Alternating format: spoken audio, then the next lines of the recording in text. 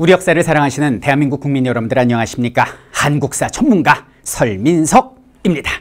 자, 이번에 명량이라는 영화를 통해서 여러분들을 찾아뵙게 되는데요. 이 명량해전은 배경이 임진왜란 아닙니까? 일단 임진왜란 보고 영화 이야기를 풀어보도록 하겠습니다. 임진년에 외인들이 난을 벌였다. 그래서 임진왜란인데요. 자, 지도 한번 보실게요. 자, 중국이 있고 우리나라가 있고 이렇게 일본이 펼쳐집니다. 여기는 일본을 주목을 하셔야 되는데요. 100년 동안 자기들끼리 치고받고 있어요. 이걸 전국시대라고 그럽니다. 당시 또요토미 히데요시가 그 조총으로 통일합니다. 통일을 했는데 문제는 너무 불안정한 통일이었어요. 내부적인 결속이 필요했습니다. 자, 또 하나는 뭐냐? 자, 무사들은 어떻게 할 거예요? 무사라는 건 전쟁통의 능력을 발휘하는 사람들인데 이 평화의 시기는 그들한테 뭐 하는 일 없이 백속 죽으라는 얘기 아닙니까? 안 되겠다. 이들의 에너지를 표출할 수 있는 분출구를 찾아야겠다는 생각을 합니다. 자, 이런 상황에서 일본이 드디어 우리나라를 침공을 한 겁니다. 자, 부산포로 쳐들어온 거죠. 그들의 생각은 뭐냐? 조선에서 힘 빼겠다 그런 거 필요 없어요. 속도전으로 재빠르게 서울까지 치고 올라가서 선조임금을 인진을 잡는 겁니다. 그래서 그를 볼모 삼아서 군사들을 모아, 그리고 군량미를 모아, 그래가지고 총알바지로 조선인들을 앞장 세우고 이제 중국으로 쳐들어가려고 했던 거죠. 근데 세상에 우리 선조가 상상도 하지 못한 업적을 남기시죠. 한양을 버리고 위주로 도망을 갑니다. 서울에 딱 와봤더니 임금이 없는 거예요. 일본인들은 여기서 멘탈에 붕괴가 옵니다. 왜 그럴까요? 일본의 무사들은요, 아무리 작은 성의 성주라도 성을 버리고 도망가는 일이 없습니다. 배 가르고 죽거나 아니면은 딱 항복을 해요. 근데 세상에 성주도 아니고 나라의 임금이라는 사람이 수도를 버리고 도망을 가니까 일본인들은 이거 어떡하지? 우리 어떻게 해야 돼? 그러면서 서울에서 주춤주춤, 평양에서 주춤주춤 시간을 보내고 있었던 거죠. 이 시간이 이순신한테는 골든타임이었습니다. 재전열을 하고 일본을 칠 수 있는 시간을 벌어준 겁니다. 그리고 이제 일본의 2차 목표는 뭐였냐면, 자, 육군은 1차로 치고 올라가죠. 그리고 2차 부대는 여기는 남해안을 돌아서 이렇게 서해안으로 상륙을 합니다. 일본의 1차 부대에게 이제 무기와 식량을 공급하겠다. 이것이 그들의 계획이었는데 이걸 우리 이순신 장군께서 족족 끊어버린 거예요.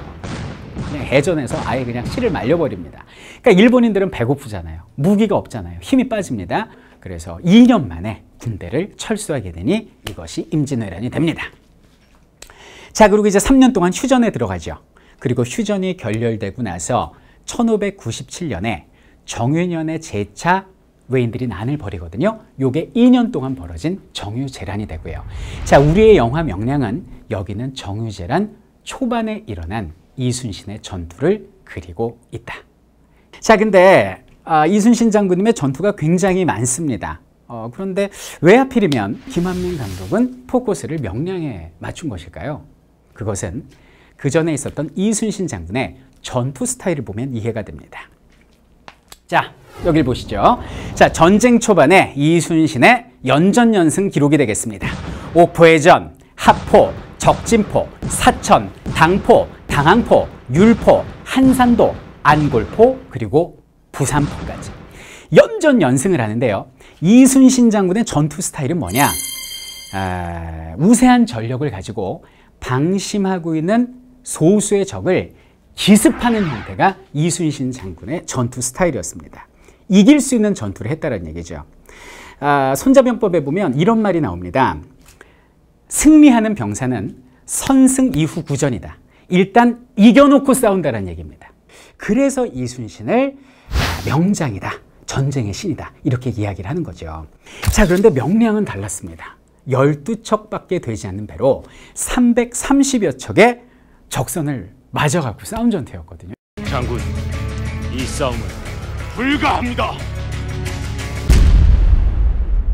이건 불가능한 전투 아닙니까? 근데 실제 이 전투에서 이겼다라는 거 아니에요. 이건 말도 안 되는, 내가 볼 땐 세계 7대 불가사이다, 이렇게 보시면 되겠습니다. 아니, 근데 그럼 이순신 장군이 왜 이렇게 불리한 전투를 나가 싸울 수밖에 없었을까요? 그리고 그 수많은 조선의 판옥선, 거북선 다 어디 간 겁니까? 원효리 장군께서 다 해드셨습니다. 그 얘기를 잠깐 해보도록 할게요. 많은 분들이 이제 이순신 장군이 뭐 억울하게 감옥에 갇히고 백의종군 한 얘기는 많이 할 겁니다. 그 왜 그렇게 됐어요? 선조가 시기심이 많아서 뭐 붕당 정치의 폐해 때문에 글쎄 좀 더 우리 디테일하게 살펴보자고요. 왜 선조가 이순신을 잡아가둘 수밖에 없었는가? 선조 입장에서 한번 보도록 하겠습니다. 첫 번째는 뭐냐면 엄청난 이순신의 세력이 선조를 압박을 했습니다. 이순신 같은 경우는 처음에는 여기는 전라 좌수사로 부임을 했는데요. 전공을 세우자 충청, 전라, 경상을 아우르는 삼도수군 통제사가 됩니다. 그리고 주변 내륙에 있는 70여 개 고을의 행정권과 군사권을 모두 다 잡게 된 거죠. 백성들은 이순신 근처에 가면 안전하다고 해서 모든 백성들이 구름처럼 몰려들게 됩니다. 그러니까 선조는 어떻게 돼요? 굉장히 예민하거든요. 의심 많고 시기심도 많은 사람이에요. 본인은 의주로 도망가려 했던 비겁의 아이콘으로 백성들한테 낙인 찍혀 있는데 이순신은 무슨 왕처럼 해상 왕국을 만들고 거기에 왕처럼 군림하고 있는 것처럼 보인 거죠. 밖에 외가 적이라면 안에는 이순신이라는 또 하나의 적이 서서히 크고 있다라고 선조는 압박감을 느꼈던 것이죠. 자, 또 하나 선조 입장에서는 굉장히 오만하고 방자한 장수라고 생각을 했습니다. 선조의 아들이 누구냐면 영화로 나왔던 광해예요. 광해가 이제 전장을 뛰어다니면서 의병을 진두지휘하는데 이순신한테 편지를 보냅니다.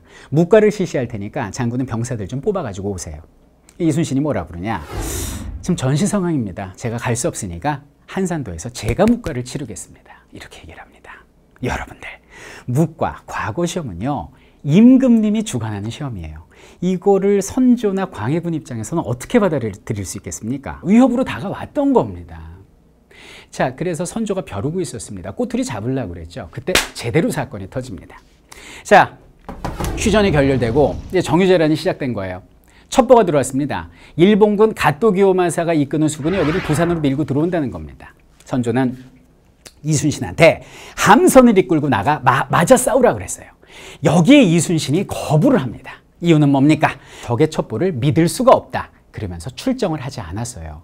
근데 문제는 뭐냐면 정말 가토기요마사가 치고 들어온 거예요. 그래갖고 우리나라에 상륙을 해버립니다. 전세가 불리하게 된 거죠. 선조는 불같이 노합니다. 이순신을 죽이라고 그래요.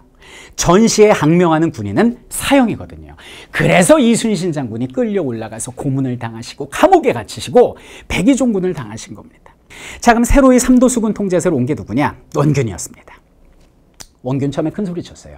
내가 가면 부산포 가서 외놈들 쓸어버리겠습니다. 그리고 딱 왔는데 어려움에 처하게 됩니다.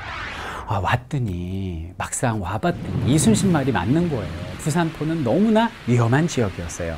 자, 임금은 나가 싸우라고 그러지 나가면 죽을 것 같지. 그러니까 안 나가고 너무 못한 거예요. 그러니까 임금의 명령을 받은 도원수 권율 장군이 와서 왜 안 나가는 거야? 이거 엎드려 그래가지고 부하 장군들 보는 앞에서 그냥 곤장을 때려버리는 거 아닙니까? 오늘날로 따지면요, 합참의장이 해군 참모총장 엎드려 뻗쳐 시켜놓고 몽둥이 찜질한 거하고 똑같아요. 지금 전시 상황이 뭐예요? 그럼 우리나라 수군의 사기는 뭐가 되겠습니까? 그래서 원균 장군은 어쩔 수 없이 이제 출정했다가 부산 칠전량 바다에서 대패한 거 아닙니까? 선조는 생각했습니다. 원균이 패했어? 우리 조선 수군이 강한 게 아니라 이순신 장군의 지도력이 뛰어났던 것이구나. 안 되겠다. 이순신을 다시 내보내야겠다. 장군, 내 무슨 할 말이 있으리오? 내 무슨 할 말이 있으리오? 나라를 위해 싸워주시오라고 얘기를 합니다. 자, 나라는 이순신을 버렸지만 이순신은 나라를 버리지 않습니다. 알겠습니다, 전하. 그러면서 삼도수군 통제사로 다시 왔어요. 왔더니 세상에 12척 남은 게 답니다. 선조가 조심스럽게 편지를 보내옵니다. 장군, 좀 승산이 없을 것 같으니 육군하고 합쳐서 싸우면 어떻겠어? 권율 장군하고 힘을 합치시오라고 얘기를 합니다. 이때 이순신 장군이 불후에 명언을 남기시죠. 아직 신에게는 12척의 배가 남아있사옵니다. 자, 승산이 없는 전투입니다. 이순신 장군님도 사람이다 얼마나 두려웠겠습니까? 근데 영화에서 그는 이렇게 말씀하십니다. 두려움을 용기로 바꿀 수만 있다면. 그리고 병사들을 모아놓고 이렇게 말씀하시죠. 병법에 이르기를 반드시 죽고자 하면 살고 반드시 살려고 하면 죽는다 하여도 또 한 사람이 길목을 지키면 1000명도 두렵게 할 수 있다 했는데 이는 오늘의 우리를 두고 이른 말이다. 두려움에 맞서는 자 역사를 바꿀 것이다 라고 말이죠. 저는 시나리오를 읽었는데요, 굉장히 감명 깊었습니다. 마치 제가 417년 전으로 돌아가서 그 진도 앞바다 산 위에서 백성들과 함께 실제 전투를 바라보는 듯한 착각을 느꼈습니다. 자, 그날 그 현장에서 과연 어떻게 우리가 승리할 수 있었을까요? 영화를 통해 확인해 보도록 하겠습니다. 12척의 조선대, 330척의 왜군, 역사를 바꾼 위대한 전쟁이 시작됩니다.